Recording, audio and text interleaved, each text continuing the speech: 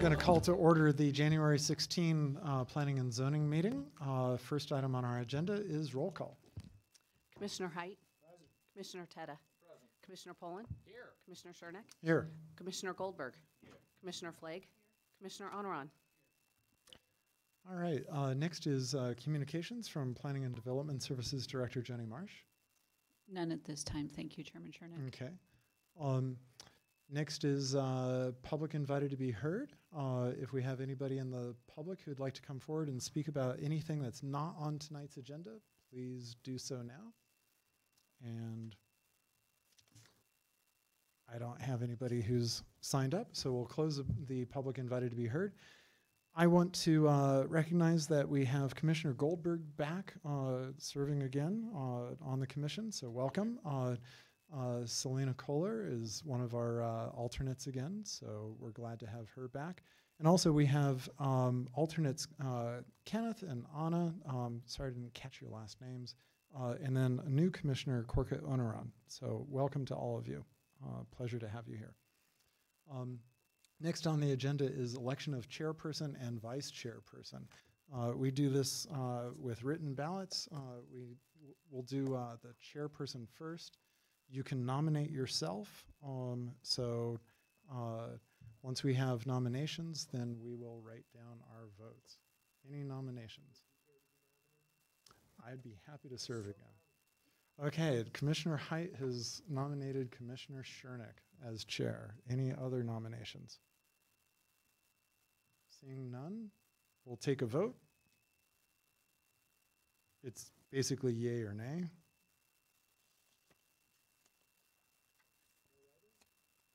Writing, yep. Do the writing part.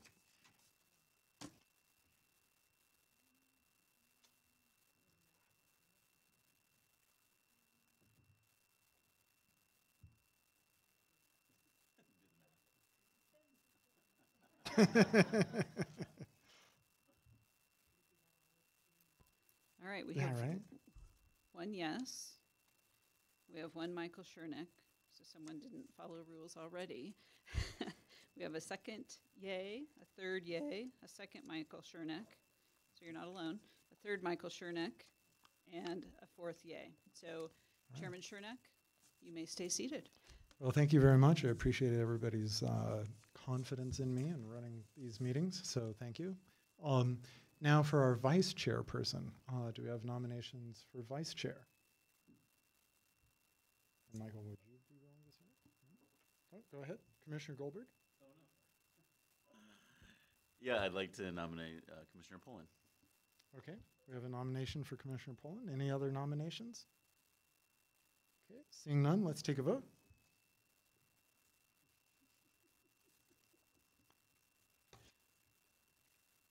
Am I like overly formal on this? I like being formal. Okay.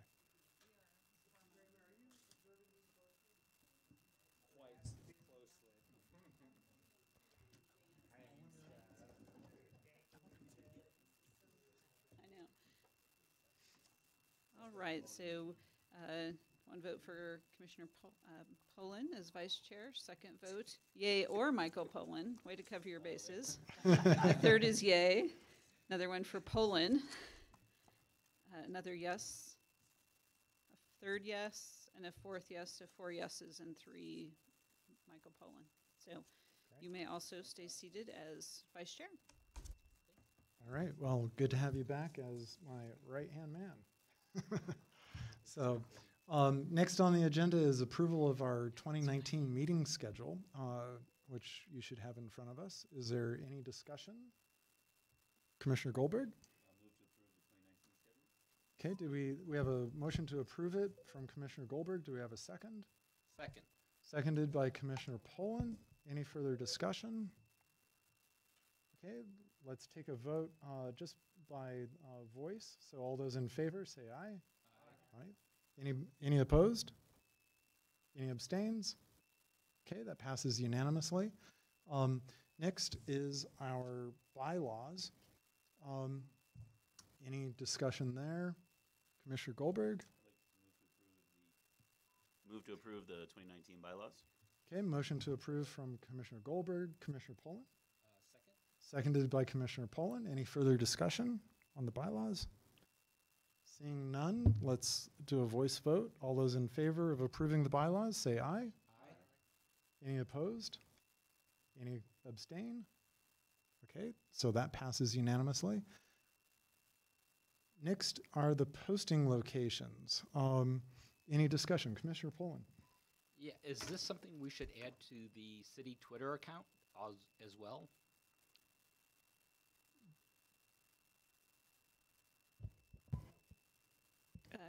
Chairman Shernick and Commissioner Poland, I think you can do that. I'm looking at Jane because then Jane's entrusted, I think, with making sure that happens. And Facebook seemed to have worked out just fine this year. So I think we will go ahead and attempt that. So yeah, let's add that if you're looking to do so. Okay, and I have a question too, because one of our locations is the bulletin board located at the west entrance of the Civic Center complex. Given the construction, is that even visible anymore?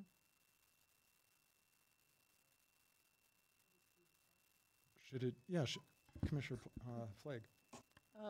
Perhaps it should be the south entrance because that's the one easily viewable because people can just drive up and, of course, that door does set in a ways.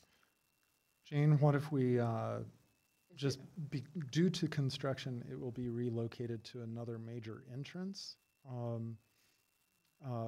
to be determined or something like that? I mean, I'd like to leave it open for you. Is that okay, Joni? Chairman Shernick, I think that's fine. The construction is anticipated to go on all year. So we'll double check what council has done with their posting and some other boards and make sure we get it in the same place. Okay, great. Okay, so Commissioner Poland. I move that we then approve the updated posting locations.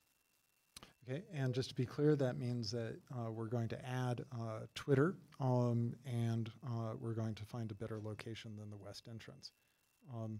So anybody second that? Seconded by Commissioner Flagg. Any further discussion? Seeing none, let's take a voice vote. All those in favor say aye. Aye. All those opposed? Any abstentions? Okay, that passes unanimously as well. Thank you very much. Next is our minutes from our December 19 regular meeting. Any discussion, Commissioner Poland? I move that we approve the December 19, 2018 regular meeting minutes. Okay, motion to approve from Commissioner Poland. Commissioner Height. Seconded by Commissioner Height. Any further discussion? Okay. All those in favor say aye. Aye. All those opposed say nay. And if you were not there, so Commissioner Onaran, abstention. Okay, all right.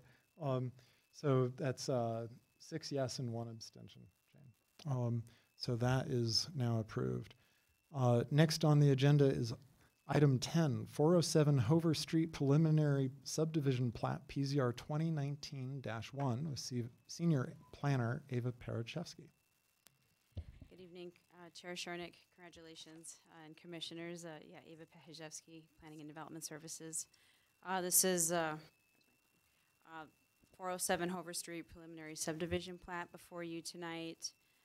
Just to go over the project location, this is the site here. It's a approximately 1 acre parcel.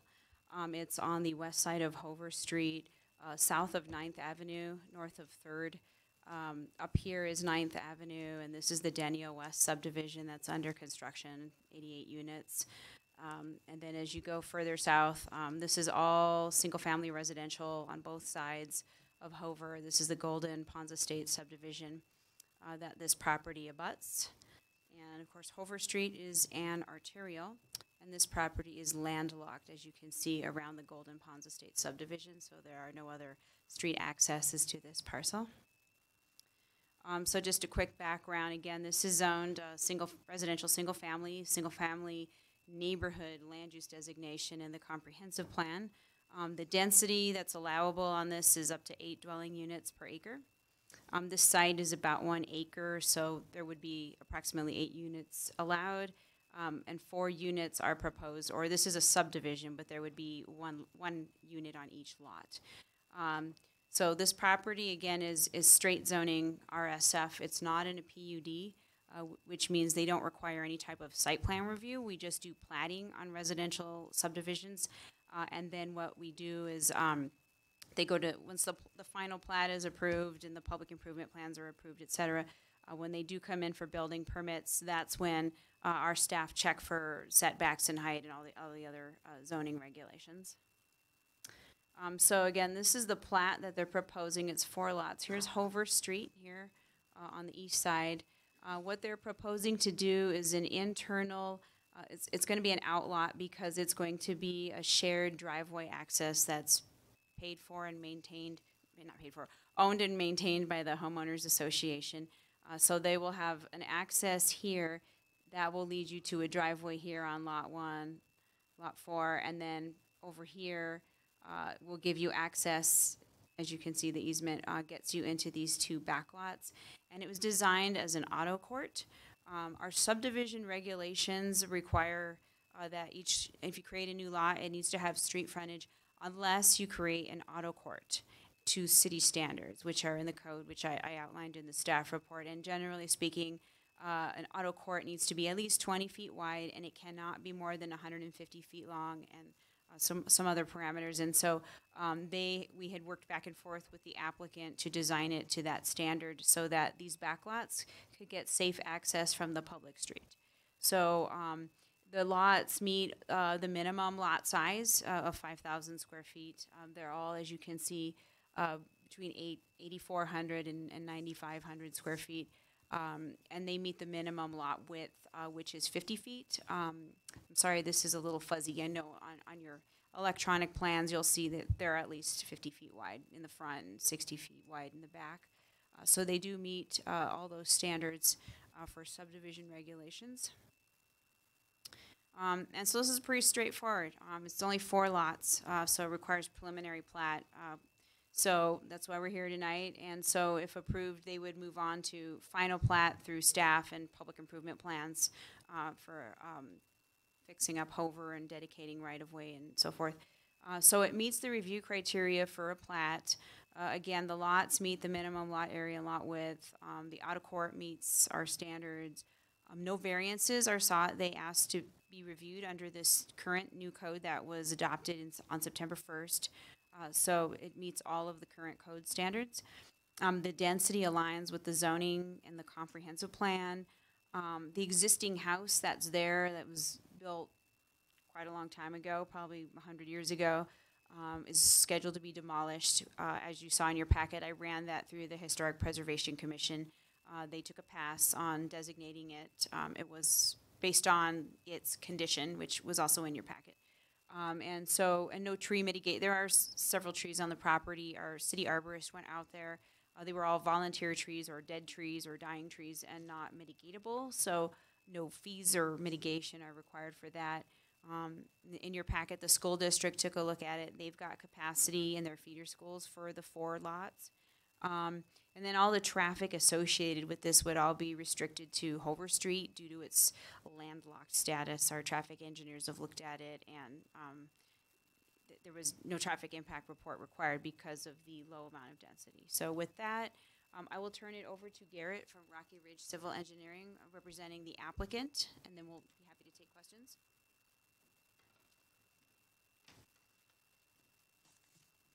Thank you, Ava.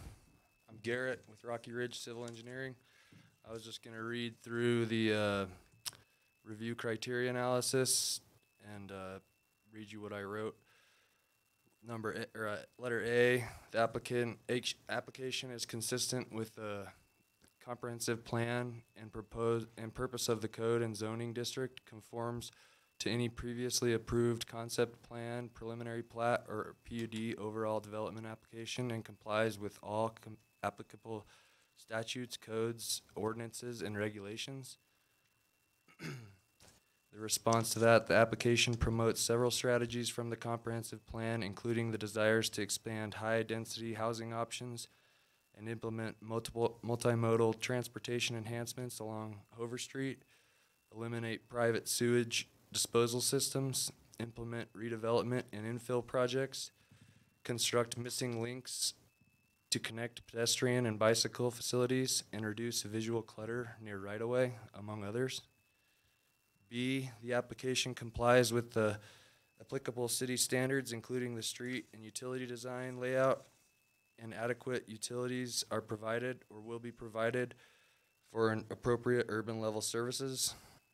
The application complies with the City of Longmont standards, including the provision of private outlot to serve as site and fire access, individual water, sewer, gas, and electric services for each lot.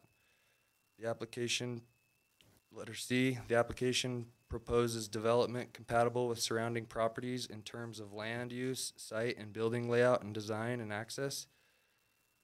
The application is compatible with the surrounding properties, allocating a higher density residential zone buffer between Hover Street and the east and the existing residential neighborhoods to the north, west, and south. Letter D, the application will not adversely affect surrounding properties, the natural environment, existing or planned city transportation, or utility services or facilities, or the adverse impacts of the use will be mitigated to the maximum extent feasible. The application will not adversely affect surrounding properties, as it will provide a more attractive view for drivers along Hover Street while maintaining western views for existing residential lots to the west. Direct access to Hover Street will alleviate any additional traffic-related concerns for surrounding properties. Utility services are easily accessible through the existing city infrastructure. Increased stormwater runoff from the proposed site will be directed into the city infrastructure and alleviate any detention concerns for the existing residential neighborhood to the west. Letter E, the application includes an appropriate transportation plan, including a multimodal transportation access, and is integrated and connected where appropriate with adjacent development through street connections, sidewalks, trails, and similar features. The application includes the appropriate transportation plan and includes multimodal transportation access by including the construction/continuation of a sidewalk along southbound Hover Street. Letter F, the subdivision will not limit the ability to integrate surrounding land into the city or cause variances or exceptions to be granted if the adjacent land is annexed or developed. The subdivision is a proposed infill site and will not limit the ability to integrate surrounding land into the city. Letter G, the subdivision will not create lots that are undevelopable or burdened with costs that would preclude development from occurring on other property. The subdivision will not create lots that are undevelopable or burdened with costs that will preclude development from occurring on other property. The proposed lot is surrounded by existing built-out land, except the existing residential lot to the southeast. The lot to the southeast is in a similar position as the proposed lot in question. Prior development to the west has created lots that are burdened with cost. In this case, excessive fill and retaining walls needed to provide an acceptable drainage from the site. Letter H, the proposed phasing plan for the development of the subdivision is rational in terms of available infrastructure capacity and adequate public facility standards. The proposed phasing for the project is rational and will consist of installing required utilities, drainage facilities from the site, followed by the construction of 4 residences. And that's all I have. Thank you. Thank you, Garrett. Any questions? Commissioner Poland? Yeah, it states that there were certain things that would be covered by the HOA. Is the HOA encompassing some of the former houses, or is the HOA only going to compromise the 4 houses in this development? Only the 4 houses in this development. Okay, Garrett, I have a question for you. In item G, the last sentence is about prior development to the west has created lots that are burdened with cost. Can you explain this more? So the site that's under consideration is burdened with cost? To an extent, as the properties to the west have been put on fill and kind of blocked off existing drainage from our site. That's why in the proposed drainage plan, we put retaining walls in order to get drainage to the east. Okay, so you're having to put all your drainage toward the east and do certain things in order to make that happen that otherwise would not have had to happen. Okay. Yeah, in other words, the development prior, the Hover, the Golden Ponds Estates kind of burdened this lot, is Okay. what I'm getting at. Okay, all right, got it. Thank you. Commissioner Height. Thank you. I spoke earlier with Director Marsh about this issue, but want to put it on the record. In reviewing the staff package, there was a reference to a notice, a public notice that was requesting 2 variances with respect to this project. One of the variances was for a 20-foot rear yard setback variance, and the second was for obtaining a variance for the 2 lots that don't have direct access. I guess I understand, Ms. Parashevsky, that with respect to the direct access, we have found an end around with the way that the driveway has been created, and that's pursuant to our ordinances? Yes, Chair Shernick and Commissioner Height, that's correct. So when the project initially came in, they were requesting variances, so that's, when it comes in like that, that's how I have to send my notices out.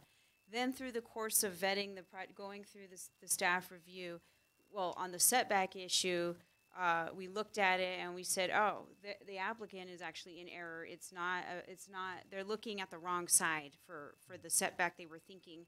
And if we did it this way, actually, there's no variance needed. So there was that, but the notice had already gone out. And then the second thing was the lots without street frontage, you're correct. And so initially, there was no auto court when the first submittal came in.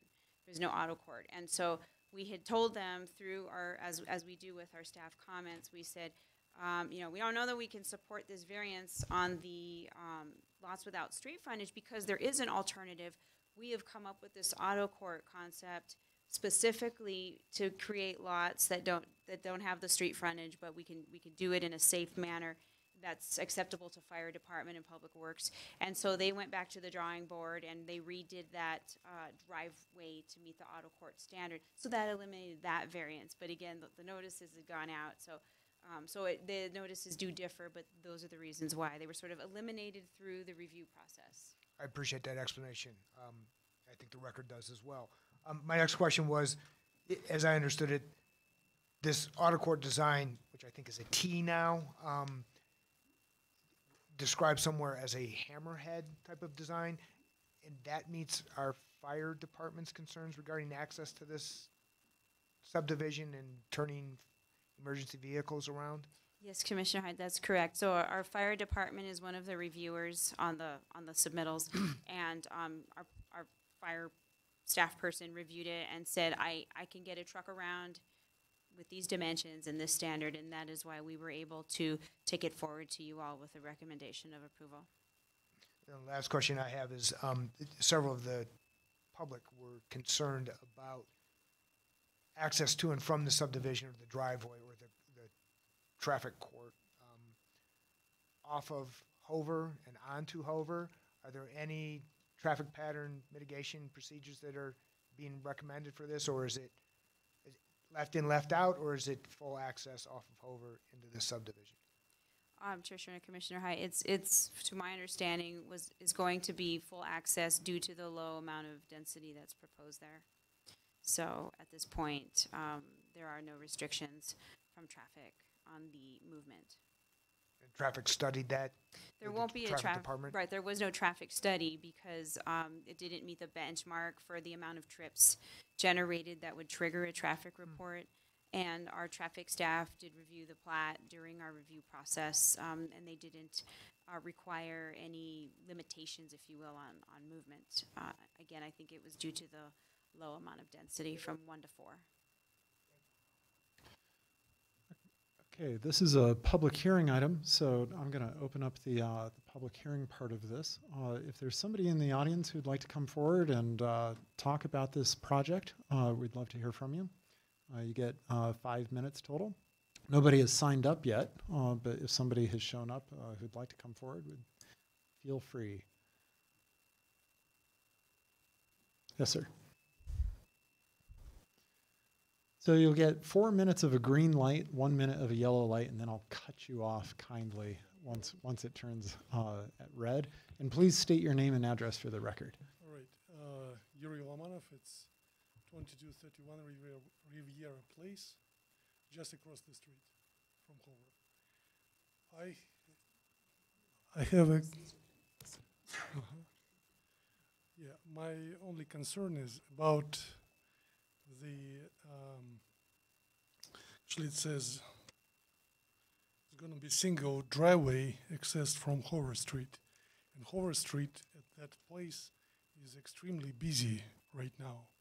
So I cannot even imagine how the access to Hover Street will be performed exactly, because there's no traffic light at that place. So cars from these 4 single-family homes will have to get out and come in. My concern that it will create traffic problems. That's all I have to say. Thank you, sir. Okay, thank you. Appreciate it. Anybody else who'd like to come forward? Okay, seeing no one, we'll close the public hearing. We'll go back to questions and discussion from the commission. Commissioner Pullen. In looking at this looks to be a proper use for the land, splitting 1 acre into 4 quarter-acre lots. The city has deemed that the 4 lots are not going to generate the traffic that would put in motion a traffic study. I do agree. I think that the 4 people who will be buying into this will be a buyer beware. Then they know that they get what they get. There's no special thing for just 4 people, and I'm okay with that. And outside of that, we've gone through the criteria evaluation. I do find that for items A, B, C, D, E, F, G, and H, which were stated by the applicant, and I'm not going to restate those, that I do find and agree that those have all been met. And so at this point, unless something else comes up in our further discussions, I will be in favor of this development. Commissioner Goldberg. Thank you, Chairman. Ava, would you mind, I'm sorry, words. One of the residents or neighbors expressed concern about the density. Would you just clarify what is allowable in this particular zone and how that compares to what is being proposed? Certainly, Chair Shernick and Commissioner Goldberg. So just going back to that one of those first slides. So let me use this guy. So the allowable density in the residential single-family zone is 8 dwelling units per acre. So this lot could theoretically have 8 dwelling units if they met all of the other the subdivision standards of 5,000 square feet. That's probably not doable, obviously. They're proposing 4. This is not high-density residential in any way, shape, or form. This is low-density residential. Thank you. Yeah, so this is well within what's permitted and perhaps even lower density than could have been proposed. Correct. Okay, thank you. And then I apologize to the gentleman in the audience, but I didn't catch his last name. I thought it was Yuri. But thank you to the member of the public who spoke earlier. He had a concern about traffic coming in and out of the area. Would you please just explain? I know you said that there won't be a traffic study, but how do you see traffic flowing in and out? And just touch on one more time how that autoway works, the auto court. Yes, so Commissioner Goldberg, so the auto court is to be used by all of the homeowners. It's 20 feet wide. That would accommodate 2 lanes of traffic. So if someone's turning in and someone's coming out, it's wide enough that they won't be, crunched on top of each other. So it's wide enough for 2 lanes. Traffic engineering looked at it, and at this point have not required any type of traffic, restrictions like a right in, right out type of thing. It's really a net gain of 3 homes because there's already a house on there. There already is a driveway curb cut. So, I think over time the property owners will figure out the traffic patterns and when it's safe to make a left and when they may have to go around all the way up to 9th and come back down to take a right in or, however they need to make it work. But at this point, there is no traffic mitigation required. Okay. Thank you, Ava. Then, yeah, again, for reasons stated by Ava, the applicant, and Vice Chairman Pullen, unless another compelling argument comes up, I'll be supportive as well. Thank you. Commissioner Teta.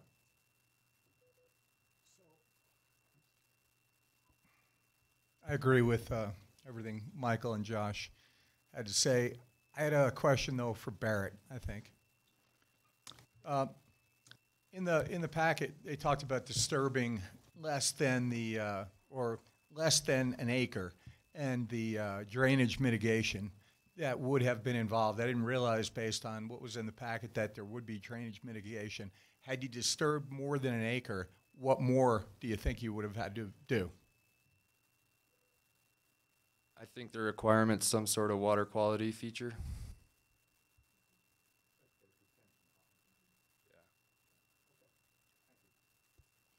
Commissioner Pullen. Ava,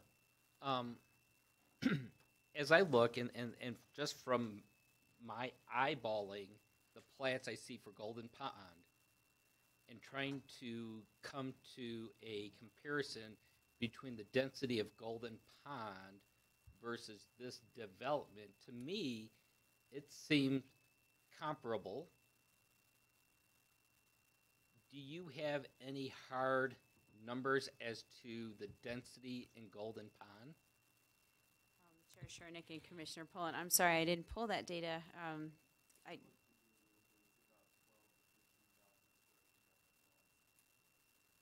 but I don't know how much that is per acre. I'm sorry, I wasn't, if I had been asked that before, I could have pulled the subdivision plat for Golden Ponds Estates and checked it out, but I don't know for sure what the density is per acre. Okay. So Ava, given the image you currently have pulled up, we've got some cul-de-sacs on the other side of the street. And it looks like there's about 7 houses per cul-de-sac. So do you have any insight as to how their traffic patterns are working for them? I'm sorry, Chair Shernick, because there was no traffic study, we Sure. didn't look into that. They don't have any turn restrictions that I'm aware of, so they can make full movement access from all of those cul-de-sacs onto Hover Street as well. Okay. So this development would have basically the same situation, but with looks like about half the number of houses as compared to those cul-de-sacs. Correct. One thing I can touch on that density, the density question that was just asked, I know that it was R1 previously, and the R1 zoning for Golden Ponds Estates had a limitation of 5 dwelling units per acre. So at most, those lots may be at 5 per acre. Okay, thank you, Ava. Commissioner Pullen.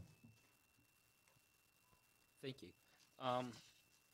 Given the fact that, and I'm going to go ahead and do this, given the fact that it meets the criteria evaluation A through H, given the fact that the major concern from the neighbors is the fact that it is not in the same dimensions, the same lot sizes as what is there. I do not find that to be true. My rough eyeballs show that while it may be slightly smaller, it's not anything terrifically out of scope compared to what's already there. I do believe that putting in 4 developments in 1 acre is compatible with that area. So given that, what I would like to do is move forward with approval of PZR 2019-1A.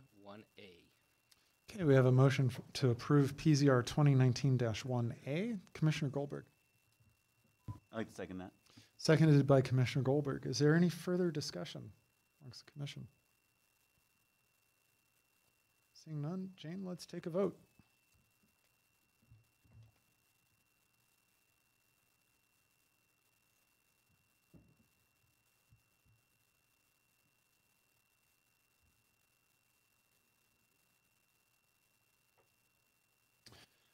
Okay, that passes unanimously. So this item now enters a 7-day appeal period. During this time, any aggrieved party may appeal the commission's decision by submitting a written appeal letter stating why the Planning and Zoning Commission's decision should be amended or reversed by City Council. All appeals must be in writing and must be received in the City Clerk's office and the Planning Office within the 7-day appeal period, which begins Thursday, January 17 at 8 a.m. and ends Wednesday, January 23rd at 5 p.m. Thank you, Garrett, for giving us your presentation. Thank you, Ava, for walking us through the project. And we will move on with our agenda. Just need to pull it up here. Next is an update on our sustainability plan with Lisa Knobloch, our sustainability program manager.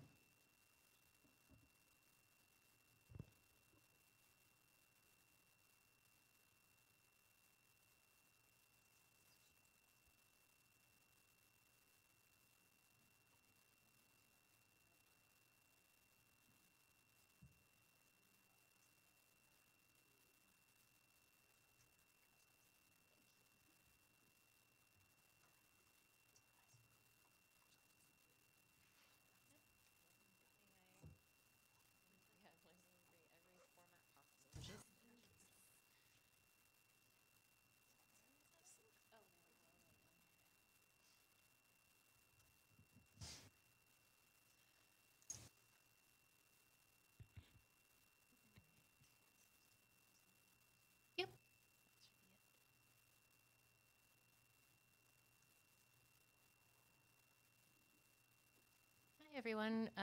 Can you all hear me okay? Thank you all for giving me the time to come and speak with you this evening. My name's Lisa Knobloch. I'm the Sustainability Program Manager for the city. I'm housed in the Public Works and Natural Resources Department. I am a little under the weather, and I feel like I might be losing my voice a little bit, so I'm going to do the best I can tonight. But if you can't hear me, please just holler, and I'll try to speak up.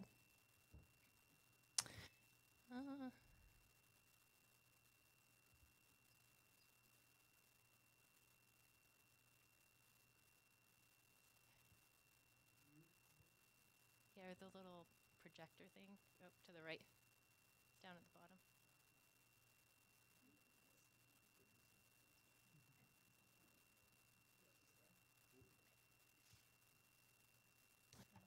There we go. All right. So I'm just going to give you a pretty high-level overview of what's happening with regards to sustainability. It's pretty informal. If there's any topic in depth that you want me to come back at another time and kind of dig really down into the weeds too, but since I haven't spoken with you all before, I was just kind of giving you the lay of the land with regards to sustainability. So I usually like to start out with just defining sustainability. A lot of folks really often think of mostly the environmental side of things when we talk about sustainability. But the general definition is meeting the social, environmental, and economic needs of the present generation without sacrificing the ability of future generations to meet their needs. That's often referred to as the 3 pillars or the triple bottom line. You usually see the Venn diagram of the overlapping circles. I like to represent it more in this kind of concentric circle model because I think it better demonstrates how those 3 areas, whether we really acknowledge them or not, are really inextricably linked with each other, and sustainability really requires that we take a systems view at all of those 3 components of sustainability and try to come up with strategies and actions that create positive impact across those 3 areas, and to the best of our abilities, be aware of any potential adverse impacts across those areas as well. So how does sustainability impact people in general? At the end of the day, it's really about creating greater quality of life for all of our residents. So making sure that everyone in our community can really live in a clean, healthy, and safe environment. The sustainability plan was done in 2016. It was done in alignment with Envision Longmont. So I came on board right as Envision Longmont was kind of wrapping up. And so if you look through the sustainability plan at the beginning of each topic area, you'll see the guiding principles and the goals within Envision that are related to that particular topic area. Developing a sustainability plan was one of the strategies identified in Envision Longmont. And we worked to not duplicate any of the things that were in Envision Longmont and really just point to where aspects of sustainability were housed in Envision Longmont. And whereas Envision is really more of a long-term comprehensive plan that focuses on a higher level around policies and the guiding principles, the sustainability plan is more of a 10-year plan, an action-oriented plan that has specific objectives, targets, activities, and timelines. We got some money from the county to help support the development of that plan, and then City Council approved it at the end of 2016. So we're about 2 years into implementation. During the planning process, we went through community engagement and came up with a collective vision for Sustainable Longmont, which is an engaged community that promotes environmental stewardship, economic vitality, and social equity to create a sustainable and thriving future for all. We have a logo and tagline there that I think that, especially as we get into some of our more visible programs like the Sustainable Business Program that I'll talk about in a little bit, you should start seeing that logo pop up more and more. The plan has 10 topic areas that are listed here. Even though they're represented as topic areas individually, again, kind of going back to that concentric circle model, we try both in the language of the plan and through visuals throughout the plan to really reinforce that a lot of those topic areas are interconnected with one another. So things that we're doing in the building and infrastructure area have implications and influence with energy, with water, with economic vitality, and so on. The sustainability program was initially focused on just the sustainability plan itself. That's really evolved to include a strong focus on education and engagement, the sustainability evaluation system, which I'll talk to you more about in a little bit, and then collaboration, and that's collaboration across our organization with community groups locally, and we're working more and more with regional, statewide, and national groups as well around sustainability work. The sustainability plan in general, we go through an annual review and update. The field of sustainability changes pretty quickly, and we look at the sustainability plan as a living document. We want to be able to stay on top of that and innovate within the field. Last year, the big changes to the plan were incorporating the greenhouse gas targets and strategies that came out of a greenhouse gas study that was finished at the beginning of 2018. That was our first greenhouse gas inventory that Longmont's done. We finalized indicators and metrics, which will be housed on an online dashboard, also in collaboration with Envision Longmont, that should be launched hopefully in the not too distant future, which will be the public-facing reporting of how we're doing in terms of meeting our targets. We provide quarterly progress reports to City Council. Those are housed on the website if people are interested in looking at those. I'm going to run through just some highlights of the topic areas, but dig a little bit deeper into the buildings and infrastructure section, because that's probably what's most of interest to this group here. So air quality, our big focus is information and monitoring. There's a lot of things that we're just looking to get baseline information around, and then how do we get that information out to the community, especially the last couple years. We've had some really bad smoke and fire years. Ozone has been particularly bad the last couple years. That's probably not going to be getting any better. So we need to figure out how to better get information out to the community members that are particularly impacted with respiratory issues and things like that. A new greenhouse gas strategy looking at leak detection and repair with oil and gas. So buildings and infrastructure. We have an indoor air quality program that's existing that has, we provide radon monitors that are available for checkout at the library. Last year, City Council approved January as Radon Awareness Month, so that's a growing concern from a health perspective, and we just expanded that program to include carbon dioxide monitors as well. From the affordable housing perspective, that's something that Envision had a lot of components on, and we didn't want to duplicate those efforts. So from the sustainability side of things, we're really looking at how we can bring some different programs across the city together. So we're working with the Housing Rehabilitation Program and our Energy Efficiency Works program and our Water Rebates program to look at how we can better promote resource conservation measures that can help reduce people's utility bills to help create greater affordability as a whole. Looking at a process to incorporate social equity into prioritizing infrastructure improvements. That's bringing our engineering services folks and our community services folks together to look at how we're prioritizing things like sidewalk improvements and other infrastructure improvements.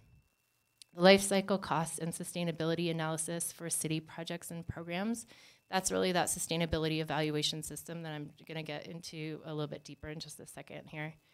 And then the code pieces, ongoing adopting and enforcing updated building code. I think Longmont does an awesome job with that. We stay pretty on top of updated building codes, so we just passed the 2018 building codes. And then I'm working with Joni and the planning folks to look at developing beyond building code, which is looking at developing the stretch goals above and beyond what's in the building code to help reach our greenhouse gas targets. So the next round that we would be looking at is the 2021 cycle of the IEC codes. So we're starting conversations this year so we can be prepared when that 21 cycle hits on what might be an appropriate stretch goal for Longmont to look at. The sustainability evaluation system is a tool that we've been developing internally with the support of a consultant. It's a spreadsheet-based tool. You haven't talked to this group at all about that yet. That we went through and reviewed 43 different sustainability systems that are in use across the country. Most of the sustainability systems have a pretty specific focus area like buildings or roads. We looked at 43 different tools and pulled together the applicable pieces of each of those tools to form a pretty comprehensive evaluation tool that we can use to apply to city projects, plans, and programs. It's a method for both comparing alternatives to city projects in particular, and helping to incorporate sustainability criteria into plans and programs as well. So it was initially designed to be applied mostly to CIP projects. We've been in the process of the last year or so of adapting that to apply to plans as well. So we've used that tool now on the Blueprint St. Vrain, the Enhanced Multi-Use Corridor, the Open Space Master Plan, and the Wildlife Master Plan. And it helps provide sustainability recommendations at the outset of how to enhance sustainability measures for whatever those projects and programs might be. It also includes a life cycle cost analysis tool that's part of that. So as you're going through and looking at a number of different sustainability measures, you can put that alongside the life cycle cost. So either a net present value, or we have an expanded tool that even incorporates things like social cost of carbon, so you can see what the financial impact of different project alternatives are. So we are now working with Joni to look at how we might adapt this tool to apply to the development review process. I don't know if you want to say anything further on that, or... Chairman Chernak and members of the Planning Commission. So as Lisa points out, we're taking a look at council direction at an SES system that may be used for development applications, and we're taking a derivative of what we've created for capital projects and looking at how we might transition that. And that is actually going up before council at a study session. Clarion and Associates, who has done our code work, and we have some more code work to do with them, is going to come, and we're going to talk to council about exactly what they're thinking in terms of how that tool might work and what they're hoping to get out of it and what the goals and objectives are, so then we could try to put into place a model and then incorporate perhaps that into the code or into another policy document that then we could use. So we'll keep you posted on that. And obviously, any of that code work that we're going to do will be coming back through all of you as well. And if there's any interest at any point from this group to really understand more what that tool encompasses, we'd be happy to come back and really do a deep dive into that as well. In the community section, my department is funding a half-time position in the community services department. It's a neighborhood resources specialist to look at how to expand neighborhood programs to include sustainability. We're also working with them to develop an equity strategy. In economic vitality, this last year we hired an economic sustainability specialist, Bernice Garcia-Tellez. She's been working mostly on developing a sustainable business program. She's been doing an amazing job on that. She's developing a bilingual aspect of the program as well to work with our Latino and Spanish-speaking businesses. She's piloting that program in the next couple months here, and then we'll launch that fully later this year. We've also been working internally to develop a sustainable purchasing policy. There are a lot of things happening on the energy front, as I'm sure you all are familiar, that the city passed a resolution I guess it was about a year ago now, committing the city to transition to 100% affordable and reliable, 100% renewable electricity that's affordable and reliable by 2030. So we're doing a number of things from a sustainability standpoint to look at how we can get that done in partnership with Longmont Power and Communications. We're looking at municipal facility assessments, so how we can improve the energy efficiency of municipal buildings. We're developing a just transition plan, which is a complementary plan that will go along with the technical transition to 100% renewable. So that's looking at making sure that that transition is equitable and it's not adversely impacting our low income or other vulnerable populations as that transition happens, and how that transition might create new education, job, and workforce opportunities. Ongoing greenhouse gas inventory and monitoring. Like I mentioned, we completed our first greenhouse gas inventory in 2018. So we got a baseline of emissions for Longmont. We set some preliminary targets and identified an initial set of strategies to help us move towards meeting those targets. We'll update that inventory every 3 years, so we'll look at that again in 2020, 2021. With regards to transportation, we are working internally on fleet efficiency and alternative fuels. We have an exciting project that some of you may have heard of, I'm not sure. That's a renewable natural gas project at our wastewater treatment plant. So we are constructing a facility to harvest the methane from the wastewater treatment plant that will be converted into what's called renewable natural gas. It's a little bit of a misnomer with the natural gas component. It's actually a biogas. It's not a fossil fuel based, to run our sanitation trucks. So over the next 2 years, we'll be replacing all of our sanitation trucks so that they will be able to accommodate the renewable natural gas, which is pretty cool. There's not a lot of communities that are doing that. We got, I think, $1.5 million plus or minus in grant funding from DOLA and from RAC, the Regional Air Quality Council, to support that project. So that's one of the things that's really putting Longmont on the map, which is cool for us. From a greenhouse gas perspective, we have a focus on reducing mobile fuel consumption and a number of strategies to support that. So increasing electric vehicle infrastructure and uptake, auditing transit stops for accessibility. So that's looking at making sure that our transit stops have things like benches and lighting and shelters and things that make that convenient and accessible for people to use transit. And then supporting the multimodal transportation plan that's part of Envision, particularly focusing on the bike, the pedestrian, and the transit access, again, focusing on reducing mobile fuel consumption and reducing our greenhouse gas and improving air quality from transportation. In the natural environment area, last year we updated our open space master plan. This year we're focusing on the wildlife management plan. In waste, we are continuing to promote our curbside composting program. If people are not familiar with that as yet, if you have a single family home, I like to tell everybody about this program and the pay-as-you-throw program. It seems like a lot of people still are hanging on to their 96-gallon trash cans. If you don't know, you can downsize your trash can to a 48-gallon or every other week 48-gallon and cut your trash bill in half.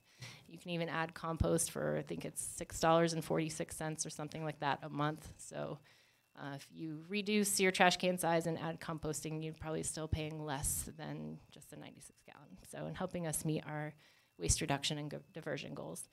We're also working with the school district and EcoCycle on a program that EcoCycle runs called the Green Star Schools program that does education around waste diversion and reduction in the school district.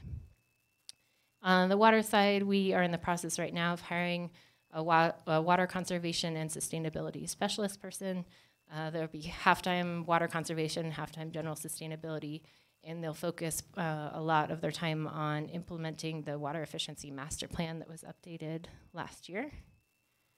So just a snapshot for 2019, we'll go through our annual review. We'll be hosting a sustainability event that has yet to be determined, some sort of, I think, festival or fair or something like that later in the year that we're excited about, increasing our staff capacity, which is fantastic for me because there's a lot of work to do, and it's nice to be able to hand some of those pieces off to other folks. Our big sort of project areas are the Sustainable Business Program, the Just Transition Plan, Equity Strategy, Code Development, Electric Vehicles, Waste Diversion, and Water Efficiencies, what we're focusing on for 2019. Education engagement, we have a quarterly newsletter and a business newsletter now that go out. We have the Sustainability Coalition that I'll talk to you about in a minute, the online dashboard that I mentioned. We have outreach brochures in both English and Spanish, focused on both residents and businesses. We have a plan summary that I brought some copies for you all today, again, both in English and Spanish, and those are available on our website. And then we do a number of events and presentations. So if you all have any opportunities on things that you're connected with out in the community and want us to come do a presentation, or you have events that you think that would be helpful for us to have a table at, we're always more than welcome or more than happy to do that. The Sustainability Coalition was really a call from the community after we did the sustainability plan, from folks that wanted to be more involved in the implementation of the plan, and as really a mechanism for accountability to say, hey, you guys made all these commitments to these strategies. We want to make sure that you're doing something, and the sustainability plan isn't just a plan that sits on a shelf somewhere. So we formed this group a little over a year ago to bring together diverse perspectives from across the city to help advise staff on the implementation of the sustainability plan. Pardon me. So it's really providing feedback on the tracking and reporting the progress of implementation, participating in the annual review of objectives, targets, and strategies, identifying opportunities and barriers to strategy implementation, making sure that sustainability is equitably benefiting everyone across our community. So those two pieces in particular are why we're really looking for diverse perspectives to be represented in that group. Supporting outreach and engagement, general advocacy, and technical expertise. So I did want to talk to you all tonight about potentially getting a volunteer from this group to be a representative for that coalition. Commissioner Flagg was trying to participate in that, and I think the timing just didn't really work out for your schedule. I know Commissioner Onaran, am I pronouncing your last name correctly? Came to a few meetings as well. But we're really looking for a representative that can commit to attending their quarterly meetings. There are Tuesday evenings from 5 to 7 p.m. Those are the 2019 dates. To just make sure that there's a representation from planning and zoning, that voice at the table in that regard, to be able to relay information from planning and zoning and also bring sustainability information that might be relevant back to this group. And then help facilitate feedback as needed. So if we have certain things that come up that we think would be helpful to get feedback from this group, that we have someone that can help facilitate that as well. So I'm going to put that out there to see if there's anyone that's interested in participating in that. Commissioner Onaran. I would be interested. Great. All right. And I already have your contact information, so Yeah. I will follow up with you on that. Thanks. Great. So that's all I've got for you all tonight. If you have ideas, thoughts, questions, comments, anything that you have for me, I'd be happy to answer them. Lisa, I do have a question for you. Sure. So correct me if I'm wrong on this, but going back to the idea of having all of our energy be renewable and cheap or whatever, 2030, it seems to me that Longmont, because we own our electrical utility, that we have, and we always are told by the city that we have some of the cheapest electricity in the state. Yep. Which does not necessarily incentivize people to put up PV or Correct. wind turbines, et cetera. Now we've seen some projects come through here. I'm thinking of a dentist who had a project where he had a wind turbine that was to be located on his lot, and that was a bone of contention in the discussion about, should it be, at the front of the lot, or to the side, et cetera, Sure. et cetera, et cetera. So first off, how do we give better incentives for people to incorporate, small scale? I mean, these are really small scale compared to like a gigawatt, Sure. power station. Yeah. But how do we incentivize people in the city of Longmont to add this to their projects? And do we have more ability to do that because we own our own utility? And what sort of code changes might need to occur to not have barriers in terms of like spatial issues for, say, like a small PV garden or something like that to go up? Sure. So a couple of different things, because we do own our own electric provider, we're in a really unique position as far as communities go. So yes, we can do those things much easier than other communities have been able to. We do work across the 4 PRPA communities. The challenge with providing additional incentives is that those usually come out of rates. So in order to provide additional incentives, we would either need to look at what that might do as far as the rate impact, or another way to have a revenue source to support that.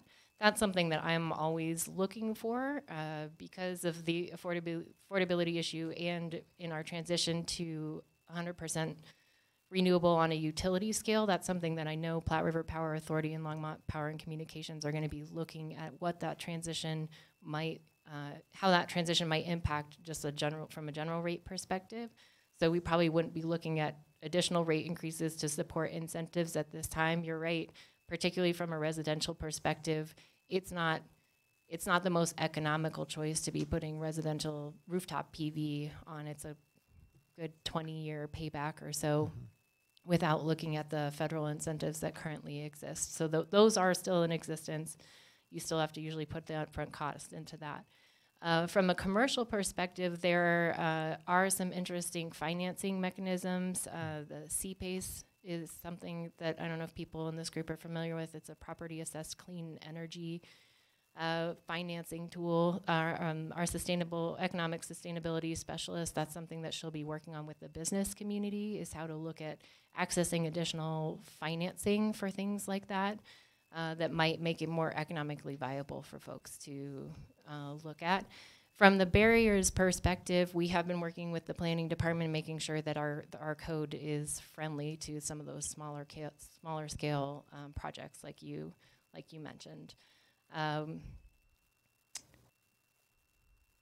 Trying to think if there's anything else that I'm always looking for ways that we can bring more revenue to things like this. We have the sustainability tax funds from the county that are starting in 2020. It's probably not going to be a huge amount, but that's something that's definitely on the table, and looking at incentives across the board and how we can help, particularly people with those upfront costs, be it renewable energy or energy efficiency, where folks really are interested in that, but run up against that barrier of those upfront costs that people have to put in. Okay. Does that help answer your question? Yeah, it surely does. So I assume you're probably also looking at, because you mentioned you're working on like building code issues. Say like at white roof requirements. Another thing that, one of the big issues that'll be coming up is how to not take on heat, but to actually deflect heat. And of course, metal roofs are quite good at that, oddly enough. It seems counterintuitive, but they are. Right. So are those sorts of things also in the works? Those are conversations that we've started to have with planning folks. So like I said, we kind of went through the planning updates with Joni and her team last year to get some things on board. Longmont Power and Communications has been working with the Department of Energy. They help go through, it was a solar friendly communities, and now it's a Sol Smart. So they help provide technical support to go through an assessment of existing code and policies and things like that, and make recommendations on how you can better support renewables in your community. And I know Longmont Power and Communications is looking at upping our, last year I think we got the bronze award for that, and looking at upping that this year. Okay, great. Okay, thank you. And I will put in a plug for doing your trash every other week and composting. That's what we do. It's awesome. Commissioner Flake. I like the every other week, except if you live in a complex that is an HOA complex. That doesn't work out with the city's billing practices. Okay. The way it is. And that is sort of lead into one of my queries, in that older multifamily complexes don't have provisions for recycling, let alone composting. They haven't even looked at stuff like that, but even just the minimal recycling parts. And that's a lot of places in Longmont. And I'm wondering how we're doing that. Is there any effort that you're looking at for that? Yeah, that is one of the strategies in the sustainability plan. In the last round of code updates, we did look at new development, including equal space for recycling, trash, and composting. The older developments are more of a challenge, particularly when you start talking about having to take away parking spaces and things like that. That's a focus both from the Sustainable Business Program, because the multifamily units fall under that commercial category. And then that's something that we're working with our sanitation folks also on over the next couple years. We've started some initial conversations on how we might develop an ordinance around recycling for multifamily units. So I know that there is at least there was a program with managers of multi-unit complexes. And as we were talking just now, it suddenly occurred, is it possible to bring them into the loop and incentivize them in some way through that program? I know that's done a lot of things for crime and for violence in the complexes. The Landlords Alliance, or is there a different group that you're referring to? It's through what used to be Community and Neighborhood Resources. Okay, I'll have to chat with them. I work with those folks quite a bit on stuff, so we'll have to see kind of who that group in particular might be. But yeah, that's exactly what we're looking at.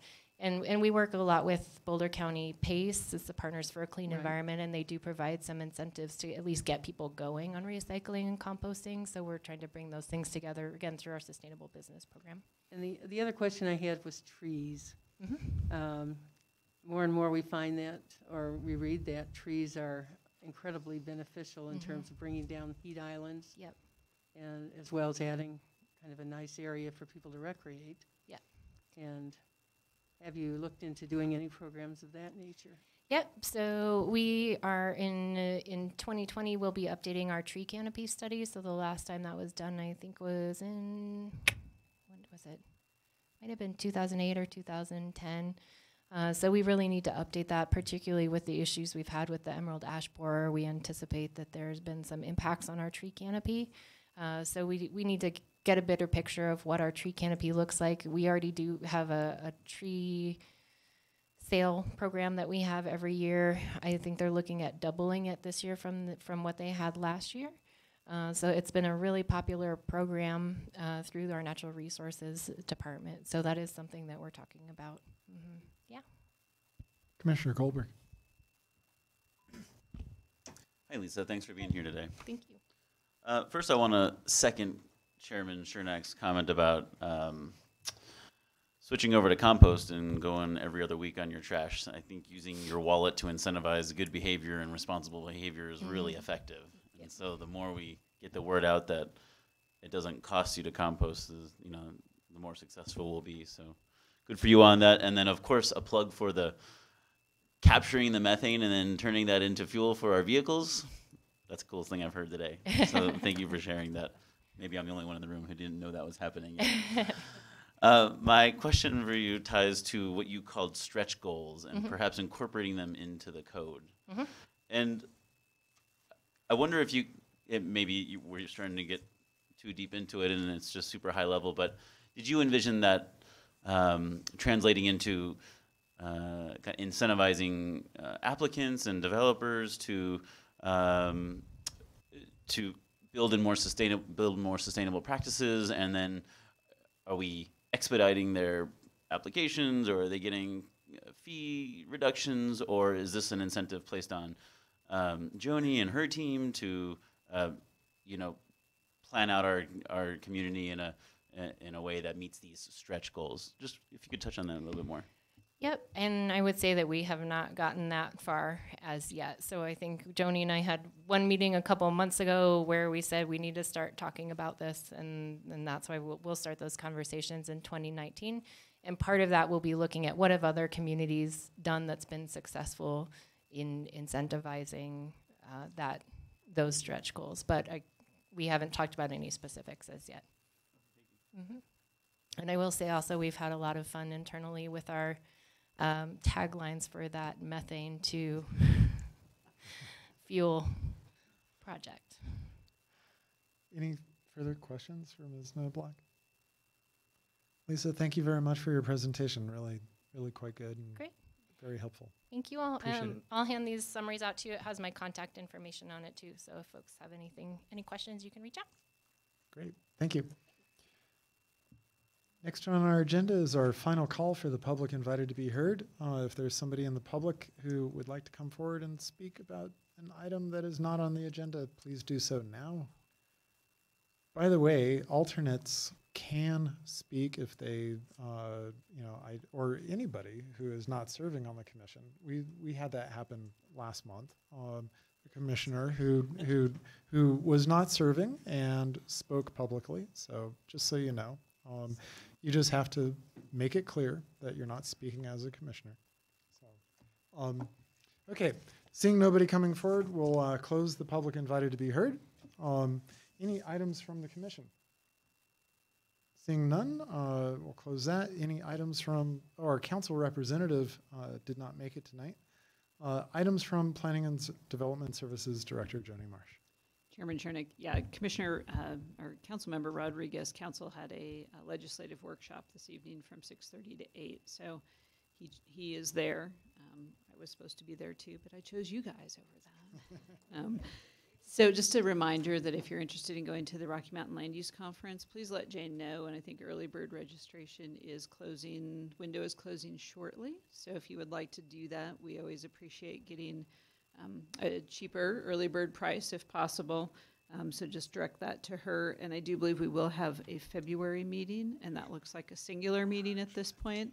I will keep you posted, however, once we go to council with the code information next week, and we're going back with the Main Street corridor plan on the 29th. We will also want to start circling back with you guys as we start working through some of the code work. So I'll keep you posted, which, as you know from our long haul with the land development code, that might take some of our second Wednesday meetings this year for sure.